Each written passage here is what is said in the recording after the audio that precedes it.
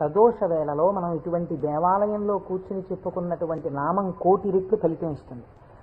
ఒక 30 రోజులో 40 రోజులో ఈ ప్రవచనాలు కొనసాగినప్పుడు మీరు ప్రతిరోజు ఈ నామాలు పలికారనుకోండి, 108 ఇంటూ 1,000,000 అంత నామం చేసినటువంటి ఫలితం మన ఖాతాలో ఈశ్వరుడు వేస్తాడు. దాని మీద వినడం శృణ్వం తపః, అది తపస్సు చేసినటువంటి ఫలితం అవుతుంది. ఉత్తరాయణ పుణ్యకాలంలో ఇంతకన్నా మనం చేసుకోగలిగినటువంటి మహద్భాగ్యం ఏముంటుంది? దీని మీద సుబ్రహ్మణ్యేశ్వర స్వామి వారికి ఇతపూర్వం నాకు తెలిసి కాకినాడ పట్టణంలో ఎన్నడూ జరగనంత అత్యద్భుతమైనటువంటి కార్యక్రమాన్ని మనం ఫిబ్రవరి 10, 11 తేదీలలో సుబ్రహ్మణ్యేశ్వర స్వామి వారి ఆవిర్భావము, తారకాసుర సంహారము, వల్లీ కళ్యాణము ఇవన్నీ శివపురాణాంతర్గతంగా వస్తాయి. ఇవన్నీ విన్న తరువాత 200 జంటలు పాలకావిళ్ళు ఎత్తి పట్టుకుని, కావిడి పట్టుకున్న వాళ్ళకి ఇంకా ఆచంద్రతారార్కం వంశాభివృద్ధి కోరికలు తీరుస్తానని పరమాత్మ ప్రకటించారు.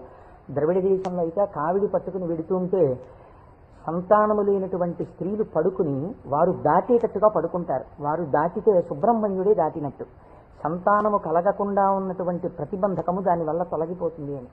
అటువంటి ఉత్సవం నాకు తెలిసి జరగలేదు. పెద్దలు ఇతపూర్వం ఎవరైనా చేసి ఉండి ఉండవచ్చు. అటువంటి ఉత్సవాన్ని మనం ఫిబ్రవరి 11వ తారీఖున చేసుకోబోతున్నాం. ఇక్కడ ఆ రోజున సుబ్రహ్మణ్య సంబంధంగా ఒక గొప్ప హోమం జరుగుతుంది. సుబ్రహ్మణ్యుడికి పాలకావిళ్ళు పట్టుకొచ్చిన కావిళ్లల్లో పాలతోటే అభిషేకం జరుగుతుంది. అదే రోజున స్వామివారికి సాయంకాలం వల్లీ కళ్యాణం జరుగుతుంది. బహుశా వల్లీ కళ్యాణం జరగడం అన్నది మనం చాలా తక్కువగా చూసాం. వల్లీ కళ్యాణం ఆ రోజు సాయంకాలం ఇక్కడ జరుగుతుంది. ఇది కాకుండా ఇంకా కొన్ని విశేష కార్యక్రమాలు ఇందులో మన జీవితాలు ధన్యమయ్యేటట్టుగా అనుసంధానం చేస్తాం. ఆయా ఘట్టాలు వచ్చినప్పుడు వాటిని మీకు ముందుగానే విజ్ఞాపన చేస్తాను.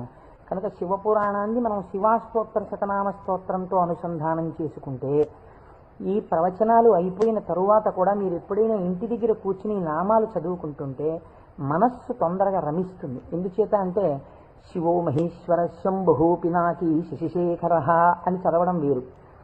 శివ అనగానే మొదటి నామం దగ్గర మీకు కొన్ని విషయాలు జ్ఞాపకానికి వచ్చాయనుకోండి, మనస్సు ఏమవుతుందంటే అటు ఇటు వెళ్ళదు, అందులోకి వెళ్ళిపోయి ఏదో ఒక నామంలో ఒక ఘట్టం ఏదో మీకు జ్ఞాపకం వచ్చి దాని గురించి ఆలోచిస్తూ మీరు నామాలన్నీ చదివేశారనుకోండి, ఇప్పుడు మీరు 108 నామాలు దీక్షతో తపస్సుగా చేసిన ఫలితం వస్తుంది.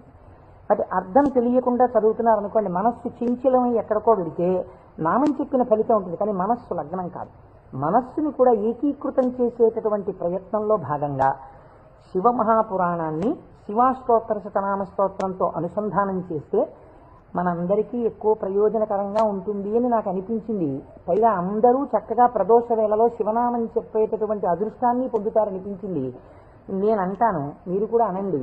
ఇది అయిన తర్వాత నేను ప్రవచనం ప్రారంభం చేస్తాను. ఇవాళే కాదు, ప్రతిరోజు. ఇవాళంటే కొద్దిగా మనకు ప్రారంభం కాబట్టి ఆలస్యం అయింది, రేపటి నుంచి అలా ఉండదు ఖచ్చితంగా. ఎందుకంటే ప్రదోష వేళలో ఈ నామాలు చదవాలి కాబట్టి 6:30 అయ్యేటప్పటికి నామాలు చదవడం ప్రారంభం చేసేస్తాం. ఎందుకంటే ప్రదోష వేళలో చదివినటువంటి దాని ఫలితం మీరు శివమహాపురాణంలో విందురు గాని దాని శక్తి ఎలా వెళ్ళిపోతుందో చూద్దురు గాని. ధ్యాన శ్లోకం చెప్పండి. ధవళవపుషమిందోర్ మండలే సన్నివిష్టం భుజగవలయహారం భస్మదిగ్ధాంగమీశం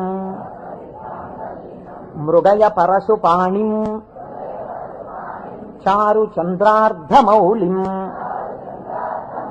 హృదయ కమల మధ్యే సంతతం చింతయామి. శివో మహేశ్వర శంభు పినాకీ శశిశేఖర వామదేవో విరూపాక్షః కపర్దీ నీలలోహితః శంకరః శూలపాణిశ్చ ఖట్వాంగీ విష్ణువల్లభః శిపి విష్ణోంబికానాథః.